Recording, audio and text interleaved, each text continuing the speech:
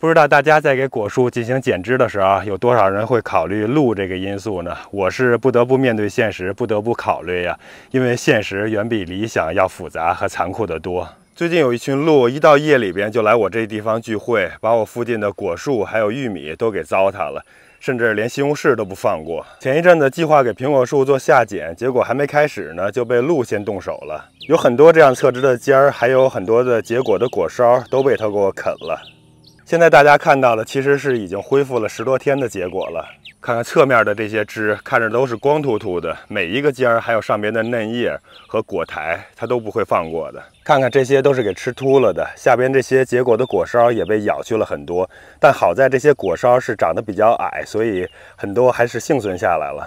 我这棵苹果树是计划按照修改中心干的模式修剪的，所以下边留了一层，上边留了一层。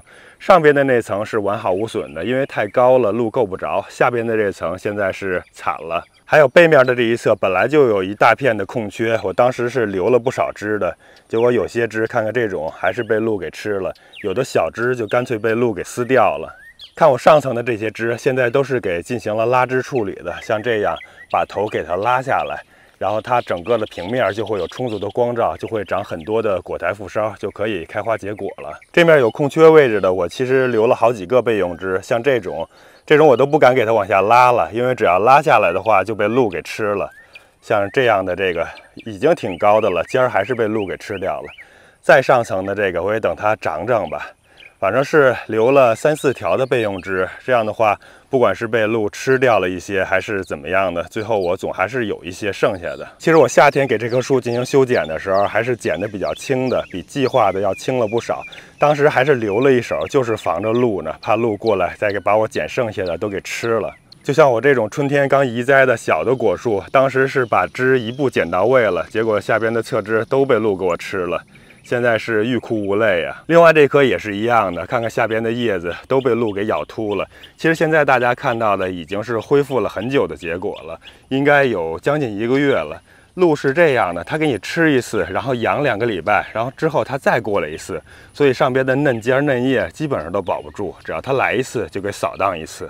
大家看这棵是暂时还没有被鹿破坏的，看看上边的叶子还有侧枝都已经长出挺多了。这棵我不知道为什么会幸免，很有可能是因为我在它周围围了一些花盆，可能是鹿觉得不方便就没过来。还是回到今天的重点吧，把鹿给我啃剩下的这棵苹果树的下剪工作给它弄完。我给果树下剪一般是分成2次，偶尔也会拆分成3次的，大概就是从5月底的时候开始，一直进行到7月初。当然，修剪的时间也不是完全固定的，主要是到了那个时间，看看树的生长态势。如果长得特别壮、特别旺盛的话，那就早点开始修剪；如果是长得比较弱，那可能就晚一些，甚至就可能是稍微调整一下就行，剪得也比较轻。我还是先剪容易的下手，像这种长在内膛背上的这种枝条，就给它去掉，太拥挤了在里边。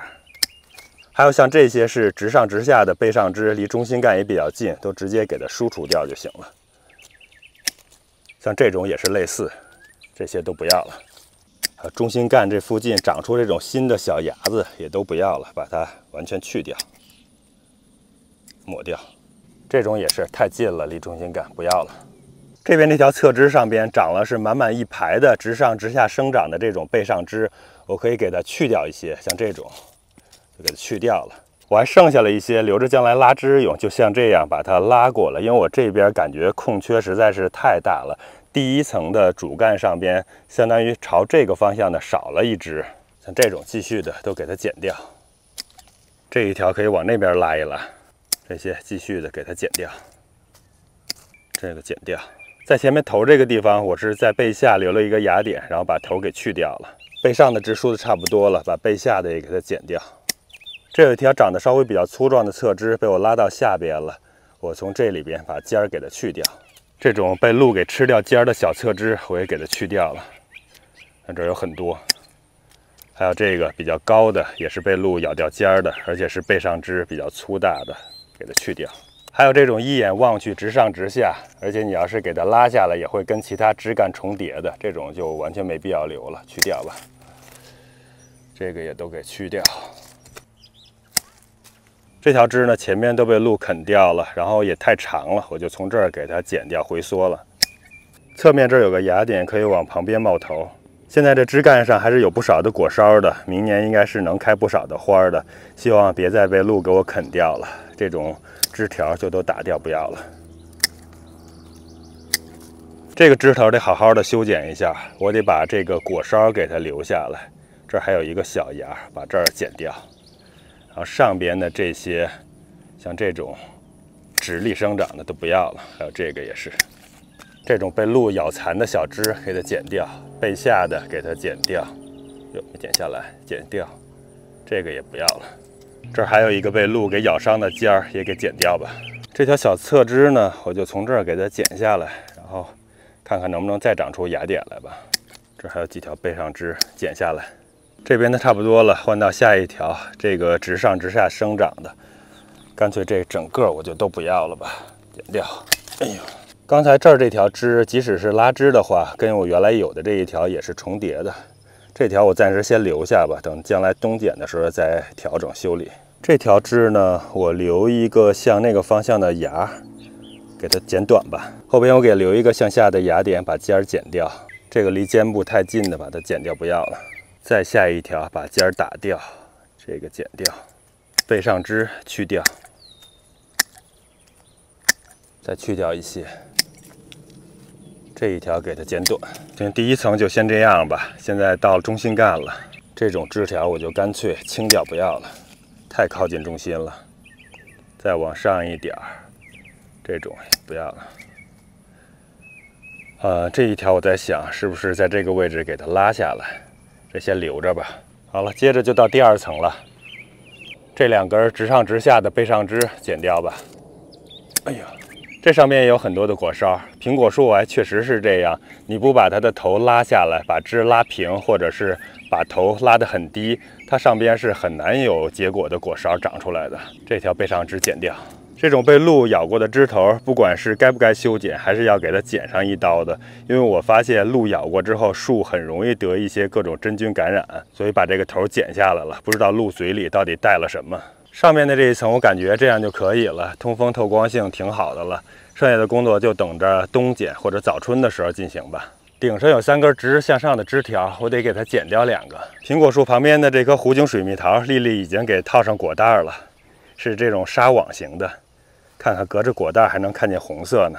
这边这些也是靠近了之后已经能闻到香味了，有很多的个头还是挺大的，长得挺不错。我不知道隔着果袋浣熊是不是也会过来咬，希望能够嘴下留情吧，给我们留一些。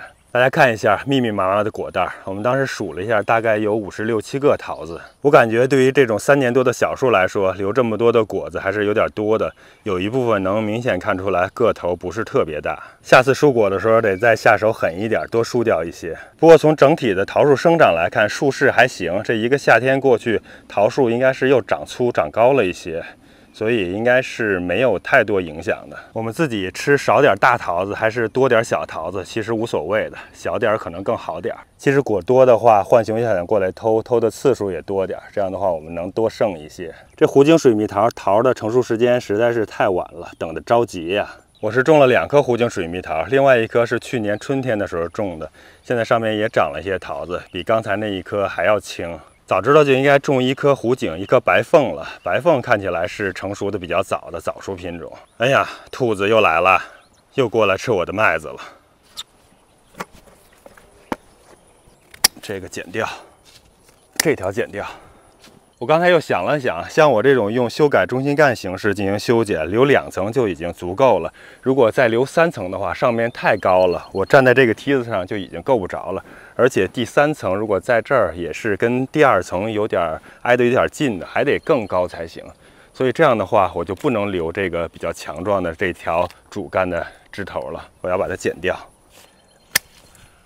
剪掉之后，应该就很清楚的可以看到这儿有一个比较弱的枝头，我就用这条弱的枝条来带头了。这样的话，主要让它发展第1层和第2层这些主干枝，让它来开花结果就行了。上边留一个弱的枝条，让它尽量生长的缓慢点，别长得那么高。你还不能都剪，你如果把这些枝条都给剪掉的之后，它迅速的还会从这儿窜出无数个枝条的，所以还是要留一个弱的枝带头的。最后把这条枝再给它往下拉一拉，行，下次修剪的时候我再看看情况，看看是留下它还是给它剪掉。这一条我给它扭一下梢，扭过之后再拉一拉。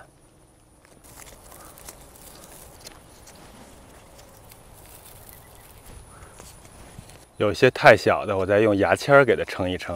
有时候一个小小的牙签还是挺方便、挺管用的。看看把这个小枝都已经给撑水平了。就像刚才介绍过的，朝这边这个方向呢，都是备用枝，将来长起来之后肯定是要疏除掉一些的。但是如果不留的话，如果哪些被鹿给吃掉了，那就没有了。不知道大家在给果树进行剪枝的时候，有多少人会考虑鹿这个因素呢？我是不得不面对现实，不得不考虑呀，因为现实远比理想要复杂和残酷得多。又到了黄瓜自由的时候了，我的减肥餐应该没有什么比黄瓜减肥减脂效果更好的了。